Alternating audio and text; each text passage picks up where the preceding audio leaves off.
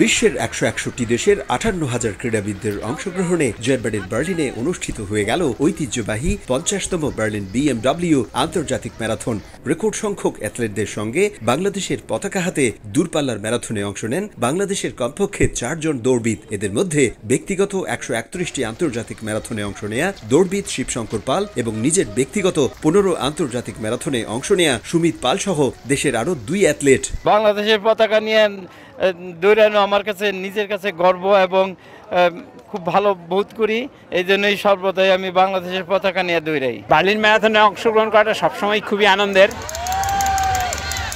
৪২.১৯৫ kilometre দৌড় শেষ করতে সুমিত পাল সময় নেন ৩ ঘন্টা ১৫ মিনিট আর শিবশঙ্কর সময় নেন ৩ ঘন্টা ৩০ মিনিট। এর আগে সকালে শহরের ঐতিহ্যবাহী উন্টার ডেন লিন্ডেন থেকে শুরু করে মিটে, নয়কোলন, ক্রেউজবার্গ, শোয়েনেবের্গ, বিলমাসডর্ফ, টিয়ারগার্টেন হয়ে ব্রান্ডেনবুর্গার গেটে এসে শেষ হয়।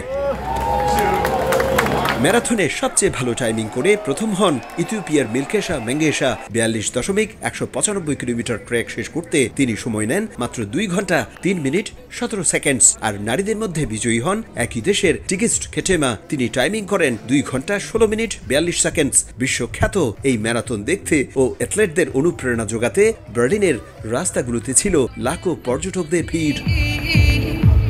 চলতি বছর বার্লিনের এই আন্তর্জাতিক ম্যারাথন ৫০তম বছর পালন করতে যাচ্ছে। চমৎকার এই ইভেন্টে বাংলাদেশের কমপক্ষে ৪ জন অ্যাথলেট অর্থাৎ দৌড়বিদ অংশ নিচ্ছে। আর বৈশ্বিক এমন ইভেন্টে বাংলাদেশের পতাকা দেখতে পাওয়াটা সবসময়ের মতো অহংকারের। জার্মানির বার্লিন থেকে বিটু বড়ুয়া, সময় সংবাদ।